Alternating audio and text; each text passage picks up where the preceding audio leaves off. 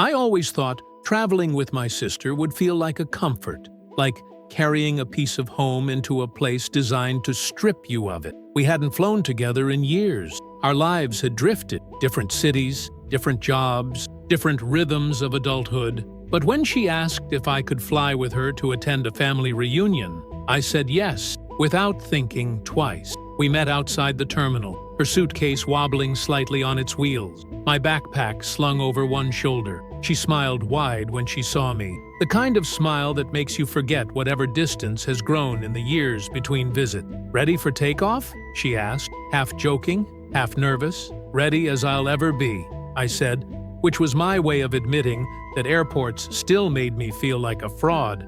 The terminal was alive with the choreography of travel. Families corralling toddlers like sheepdogs, business travelers typing furiously on laptops balanced against rolling bag, couples arguing in whispers about seat assignment, overhead announcements repeated like prayer. "Please have your boarding passes ready. This is the final call for Flight 692. We checked in together. My seat assignment blinked on the screen, 15A. Hers, 15B. Side by side, a small mercy in a world that rarely handed me comfort. "Perfect," she said.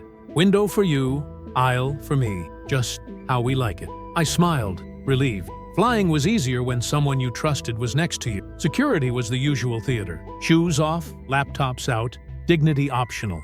A man behind us muttered impatiently as my sister fumbled with her belt, but I ignored him. I had learned long ago not to apologize for existing in spaces where other people believed they belonged more. Once through, we found our gate.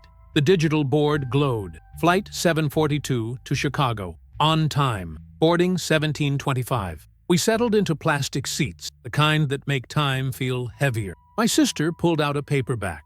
I scrolled through my phone, a quiet habit to steady nerve. Messages from family filled the group chat. "Can't wait to see you both tomorrow."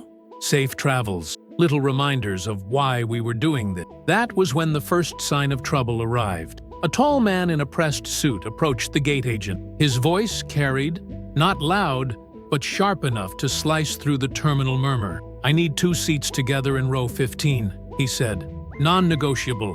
My parents are elderly. They need to sit beside me." The agent checked her screen, typing quickly. "Row 15 is full, sir." The man leaned closer, his tone sharpening. "Then make it work. I don't care how." I glanced at my sister. She raised her eyebrow, silently asking, "That's our row, right?" Before I could answer, the agent called over the intercom. "Passengers, my name, and sister's name, please approach the desk." My stomach dropped. We walked up together, passports and boarding passes in hand. The agent looked apologetic but firm, the way people do when they've already decided the outcome. "Unfortunately, we need to reseat you," she said. "This gentleman has requested to sit with his parents in row 15. We're moving one of you to row 28C. I blinked. "But we booked these seats months ago." "I understand," she said, though her tone suggested understanding was irrelevant. "It's for a special accommodation." The man in the suit crossed his arm, eyes sweeping over me with the kind of disdain that makes you want to shrink. "It's important," he said flatly. "My parents can't be left alone." My sister spoke up, voice firm. "We plan to sit together. We're traveling for a family event too. Why should we be the ones moved?" The agent hesitated, clearly uncomfortable. "It's the only way to keep their party together." The man smirked slightly, as if victory were inevitable. "She can move," he said, nodding toward me. "She looks fine on her own." Something in me bristled. The casual way he dismissed me, like I was a piece of luggage to be stowed elsewhere, hit harder than it should have. My sister put a hand on my arm. "Don't," she whispered. "It's not worth it." I looked at her. She hated conflict more than I did. The thought of causing a scene made her skin crawl, but the unfairness burned. "Why us?" I asked the agent again, my voice low but steady. "Why is it always the quiet ones who have to move?" The agent sighed. "I wish I could offer more. It's just the way the system worked this time. One of you will need to switch." My sister squeezed my arm. "I'll do it," she said quickly, her voice small but decisive. "It's fine." The man in the suit looked satisfied. "Thank you," he said, though his tone made it clear he wasn't thanking her. I wanted to argue, to plant my feet, to demand that the tickets we had carefully chosen months ago meant something. But I saw the exhaustion in my sister's eyes, the way her shoulders slumped under the weight of confrontation. "No," I said quietly. "I'll go." Her head snapped toward me. "You don't have to." "It's fine," I cut in. "Really?" The agent printed a new boarding pass, sliding it across the counter without meeting my eyes. "Row 28C, aisle." The man in the suit smiled thinly. "Appreciate your cooperation." He didn't mean it. He didn't see me. To him, I was already gone. We walked back to our seats in silence. My sister looked at me, guilt written all over her face. "I should have fought harder," she whispered. "You shouldn't have to fight at all," I said. But the words felt hollow. Boarding began. Group 1, Group 2. The endless shuffle of rolling bags and anxious faces. When our group was called, we stepped into the jet bridge together. At the aircraft door, the flight attendant greeted us with a polished smile. "Welcome aboard!" My sister turned right to row 15. I kept walking, further and further back, past the narrowing aisle, past families juggling bags and babies, past the rows where overhead bins were already crammed shut. Row 28, near the back. My seat waited for me, anonymous and cramped. I shoved my bag under the seat in front of me, sat down, and stared at the tray table. The man in the suit was somewhere up front, comfortably seated with his parents. My sister was beside them, her face polite, her smile strained. I clenched my fist. It wasn't about the seat. It was about the quiet injustice of being told once again that I didn't matter as much as someone louder. The engines rumbled. The plane pushed back from the gate. And as we began to taxi, I had no idea that when we landed, the pilot's voice would cut through the cabin with an announcement that no one expected. One that would silence every smirk, every judgment, every assumption made about who belonged where. But for now, all I felt was the sting of being moved, unseen, dismissed. And I promised myself, silently, this isn't over. Row 28 has its own weather. The air is a few degrees warmer, the engine noise a little louder, the aisle busier with people who suddenly remember they need something from the bag they buried 3 hours ago. I slid into 28C and fastened my belt. The window shades around me were mostly down, the kind of half-dark that makes you feel both hidden and exposed. My seatmates were already there. An older woman by the window with a canvas tote of knitting supplies, and a college-aged guy in the middle seat whose headphones were so big they looked like a declaration. The woman glanced over at me and smiled in the generous way some grandmothers do when they decide you're somebody's child who needs looking after. The young guy nodded once and returned to the glowing rectangle in his lap. "Long day?" the woman asked softly. "Starting to be," I said. She patted her tote. "Travel is a sport," she said. I knit through it. The plane filled around us with the choreography of boarding, the shuffle of bags, the clack of buckles, the gentle reprimands from up front about stowing small items under the seat in front of you. Far ahead, I could see the top of my sister's head just over the seat backs in row 15. She turned to look for me. I lifted a hand. She lifted hers back, 2 small flags in a crowded country.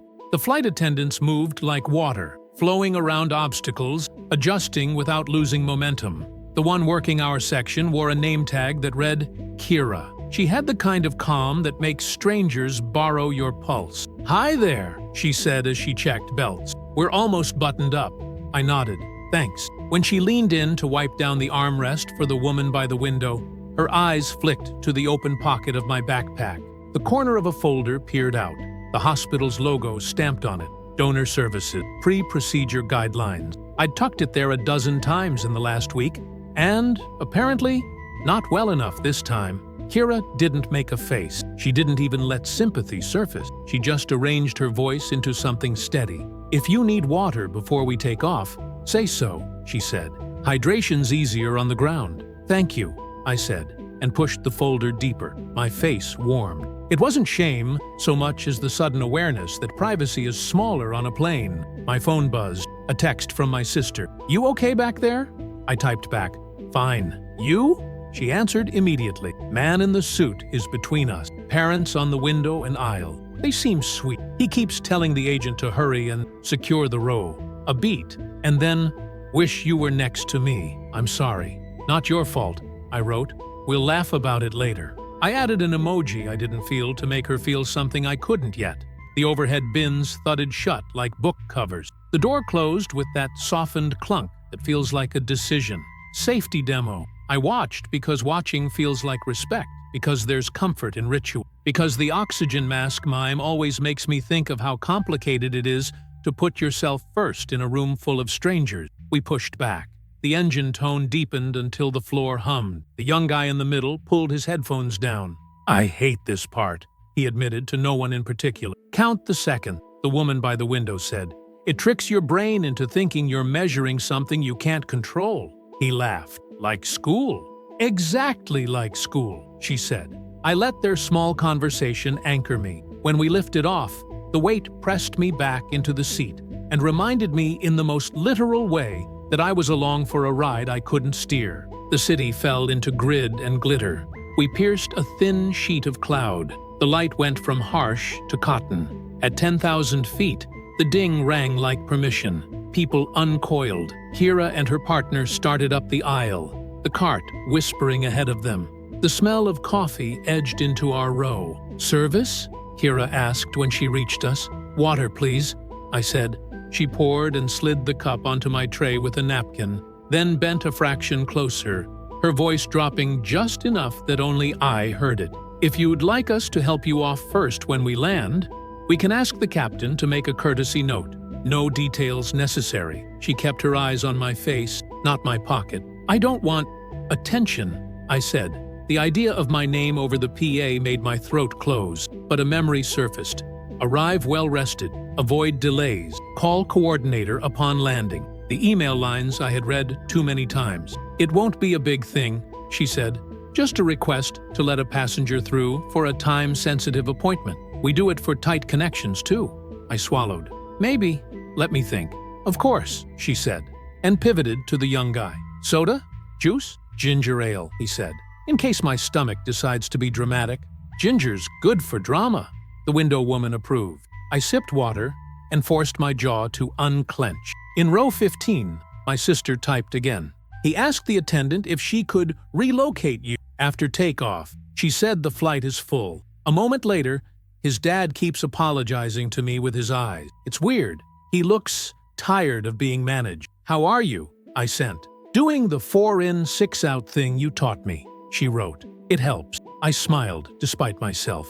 The trick had run through our family like a current for years, ever since a stormy night when we were kids, and our mother taught us to count thunder. Knowledge makes room for courage. The cart rolled on. The plane settled into that middle-of-the-flight hum where everyone negotiates with their body. How long until the restroom? How many pages until the eyelids drop? How much kindness is left for the stranger who keeps letting their elbow drift?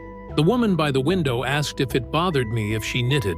It didn't. Her needles ticked softly, a metronome for the story I was telling myself to stay calm. We hit the first choppy pocket 30 minutes later. Not dramatic, not dangerous, just enough to remind everyone that the air had a say. Belts clicked in an obedient cascade. The young guy held his ginger ale like an egg and tried not to breathe on it. From up front came the voice I'd come to recognize on sight.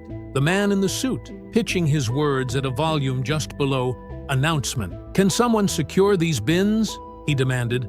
"My parents need prompt attention if anything shifts." Kira's calm carried from our section to his. "They're latched," she said. "Please remain seated while the sign is on." He stood anyway, bracing himself on the seat backs like the aisle was his hallway. Kira had the kind of authority people forget until it lands. "Sir," she said, with the firmness of a person who has prevented 1,000 unwise ideas. "Belt." He sat. His compliance looked like a favor he was doing for physics. A minute later, the turbulence eased. The captain came on with the tone of someone who could read bedtime stories to adults. "Folks, a little rough air there. We'll try to find a smoother altitude. We do ask you to keep your belts fastened when seated.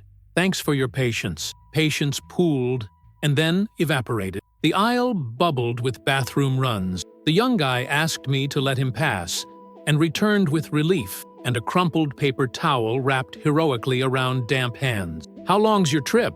he asked as he buckled in.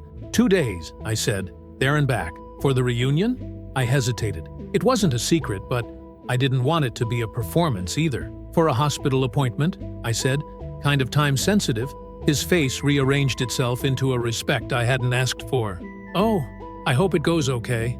Me too, I said, and felt the honesty of that more than the bravery. The woman by the window paused her knitting and patted my arm. Good on you, she murmured, with the matter-of-fact praise of someone who knows how much courage hides in normal voices. Across the plane, movement. Kira stepped into row 15 and crouched to speak to my sister. My sister nodded, looked back at me, and lifted a thumb in the air. I texted. What did she say?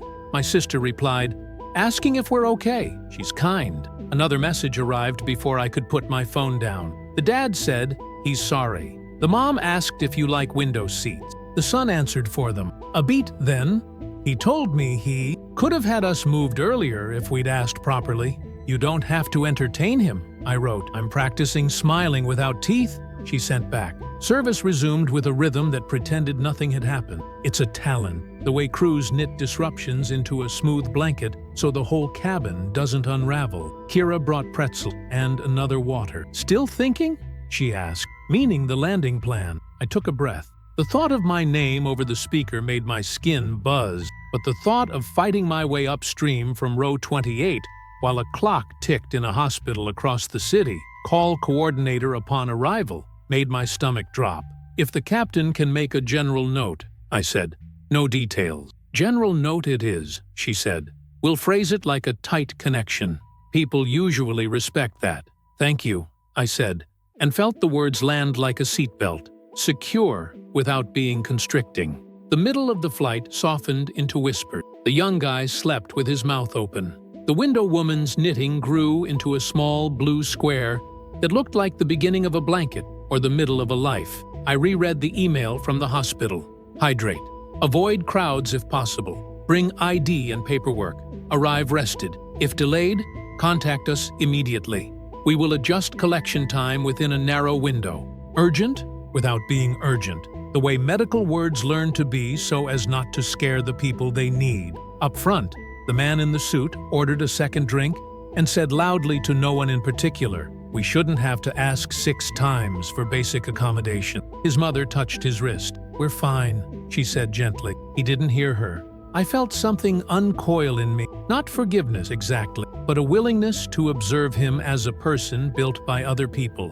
Entitlement is often inherited like china, handed down, displayed, defended. His parents' faces told a different story than his mouth did. I tried to store that somewhere I could reach for later. When the cabin lights dimmed, I closed my eyes. The engine hum wrapped around the row like a blanket's edge. For a few minutes, sleep found me. A tap on my shoulder woke me. Kira stood there with the purser, both of them braced gently against the aisle.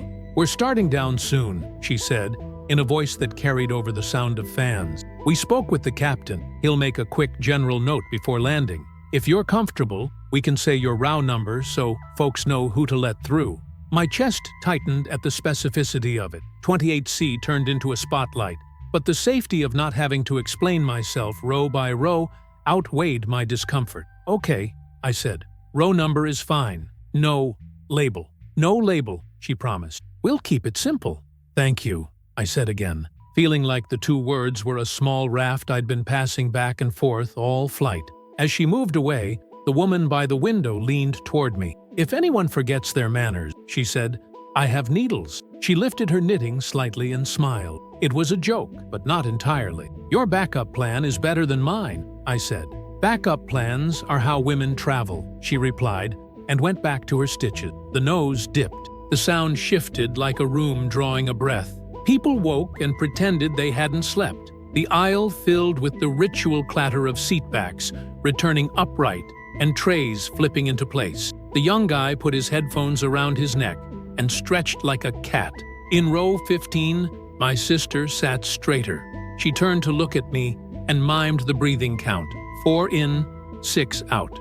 We did it together, separately. The captain's voice came on a few minutes later, even and warm. Folks, as we approach landing, a quick reminder to keep those seatbelts fastened until we're at the gate. We'll be taxiing for a few minutes. A pause, then, We have one courtesy request today. We have a passenger in row 28C who needs a swift exit for a time-sensitive appointment. If you could allow them to deplane first once we arrive, we'd appreciate it. He didn't say my name. He didn't say where I was headed. He didn't say why. He said, just enough. The cabin reacted the way people do when decency is inexpensive. Small nods, murmured sures, the subtle recalibration of bags already on lap. The young guy in the middle gave me a thumbs up. The woman by the window squeezed my forearm once and let go. Up front, heads turned toward row 15 and then past it, as if curiosity had a compass. The man in the suit sat very still. His mother glanced back along the aisle, searching for the number, and then looked down at her hand. We touched down with a roll that made the cabin's lungs inflate and empty at the same time. Reverse thrust roared, brakes held. The seatbelt sign stayed on, glowing like a rule that means more than it says. And then came the moment I hadn't expected. The purser picked up the handset after conferring with the captain and added, "Thank you in advance for helping us get row 28C out quickly. We're honored to have them with us today." Honored. A small word, but it moved through the rows like a weather front. You could feel people assigning stories to it. Someone whispered, "Maybe a doctor." Someone else said, "Maybe a soldier." The young guy said, "Maybe just someone who needs to be somewhere." And that felt like enough. The plane turned toward the gate. The man in the suit adjusted his cufflinks with jerky precision. My phone buzzed. "You okay?" My sister wrote. "I'm okay," I said. "I'll meet you at the gate."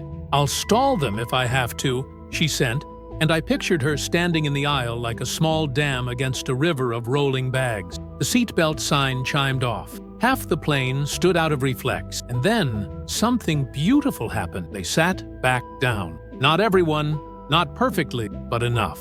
A gap opened in the aisle like it had been drawn on the floor for me. Kira gave me a gentle nod that said, "Go." The woman by the window tapped her knitting needles together once like applause meant only for one person. I stood, my knees suddenly aware they were knees. I lifted my bag. 30 rows of faces turned politely away to give me privacy that didn't exist. The man in the suit didn't move at first. His parents did. His mother reached for the armrest, stood, and stepped back into the row, clearing the way with a graciousness that looked like habit. His father followed, murmuring, "Of course, of course." The man's eyes flicked up to mine, and then down, something between confusion and calculation twitching across his mouth. I stepped into the space the cabin had made. What I didn't know, what none of us knew yet, was that the captain had one more sentence to say at the gate. One specific, unavoidable sentence that would tell them exactly why the aisle had been parted, why the row number had mattered, why they were right to sit back down. But that would be the next minute, the next breath. For now, I held my bag, met my sister's eyes up ahead as she stood with her hand on the seat back, and moved toward the door the way a person moves when a room has decided to be kind. The jet bridge door cracked open, a hiss of pressure, and for a moment, the cabin filled with the scent of rain-soaked concrete drifting in from the terminal. Passengers shuffled in their seats, restless to stand, restless to leave. But the aisle stayed open, a narrow corridor carved out of collective patience, waiting for me to move first. I felt every eye on me. Though most pretended to look at their phones or their bags, there's a peculiar kind of silence on a plane when something unusual happens, curiosity disguised as courtesy. I shouldered my backpack, kept my gaze forward, and stepped into the aisle. My sister's face was already turned toward me from row 15. She gave a small nod, her lips pressed tight but her eyes steady.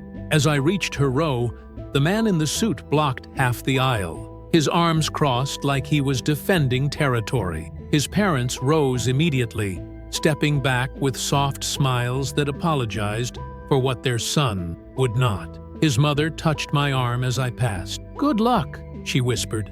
Her tone carried weight, the kind of blessing that doesn't need explanation. The man, however, leaned toward me just enough that only I could hear. "This doesn't mean anything," he muttered. "They're just humoring you." I didn't stop walking. I didn't even look at him, because in the next moment, the captain's voice filled the cabin, steady and unhurried. and whatever he thought he was saying evaporated. "Ladies and gentlemen," the captain said, "before we open the door, I want to take a brief moment. We rarely make announcements like this, but today is different. One of our passengers in row 28C is traveling for a critical medical donation scheduled within hours of landing. Their journey today makes it possible for another person's life to continue tomorrow. On behalf of our crew, our airline, and the family waiting at the hospital, we thank you for giving them the space and kindness to disembark first." The words hung in the air like bells. For a moment, no one breathed. Then came the ripple, a soft gasp, a hand pressed to a mouth, a murmur that moved through the rows like a wave, and then applause. Not the loud, chaotic clapping some flights use to celebrate landings, but a measured, heartfelt rhythm that filled the cabin with warmth. My throat tightened. Heat flooded my face. I had wanted anonymity, to slip through the crowd quietly.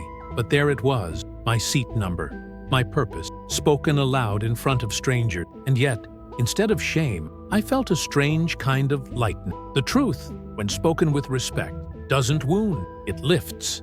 I glanced at my sister. Tears glistened in her eyes. She clapped along with the others, her chin trembling as she mouthed, "I'm proud of you." Behind her, the man in the suit froze. His mouth opened slightly, but no words came. His parents clapped softly, their eyes shining, their faces full of something I couldn't quite name: gratitude, humility, maybe even quiet relief. He sat back, smaller than I had ever seen him. Kira appeared at my side, her hand resting lightly on the jump seat frame as if to steady the moment. "Ready when you are," she said softly. I stepped forward. The applause continued, not louder but longer than I expected. It followed me down the aisle, row by row, until the open doors swallowed me and the cool air of the jet bridge wrapped around my skin. The terminal buzzed with its usual chaos, announcements overlapping, families calling to one another, luggage wheels rattling against tile. But, in my ears, the echo of that applause lingered. For once, the airport didn't feel like a place that stripped me down. It felt like a place that had seen me fully and chosen kindness. My sister caught up moments later, weaving through the crowd with her carry-on. She wrapped her arms around me, breathless. "You didn't tell me," she whispered. "I didn't want a spotlight," I admitted. "Sometimes the light finds you anyway," she said. "And honestly, I've never been prouder to be your sister, Kate." We walked together toward baggage claim. People glanced our way, not rudely, just curiously, as if trying to stitch the announcement they'd heard to the faces they now saw. A child pointed at me and asked his mother something I couldn't hear. She bent down, whispered, and the boy smiled shyly in my direction.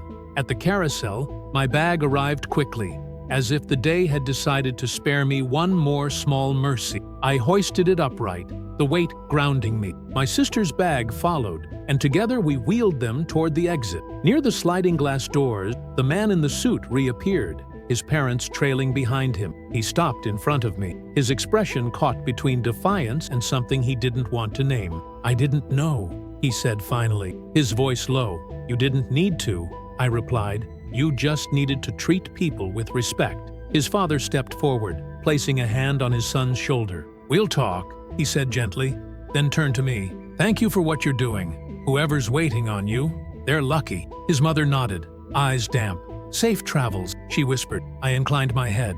"Thank you." The man lowered his gaze, unable or unwilling to meet mine. For the first time that day, silence served him better than words. Outside, the air was crisp. The sky stretched wide and endless. A car waited to take me to the hospital. My sister hugged me again before I slid into the back seat. "You don't have to do this alone," she said. "I know," I replied, "but today, it feels like I'm not alone at all." The door shut, and the city blurred past the window as we drove. I pressed a hand to my pocket, where the hospital papers rested, creased from being carried but intact. The pilot's words replayed in my mind. One of our passengers in row 28C. They had forced me to switch seats with my sister. They had dismissed me, minimized me, told me without words that I didn't matter. And yet, in the end, the truth came through a speaker for the whole plane to hear. The man in the suit had power in the gate line, but I carried something he couldn't own, a reason, a purpose. a quiet kind of belonging that no seat assignment could take away. As the hospital came into view, I realized the pilot had been right. It wasn't just about me. It was about the life waiting on the other side of this city, the family counting on a stranger they'd never meet. And for the first time in a long while, I felt at peace.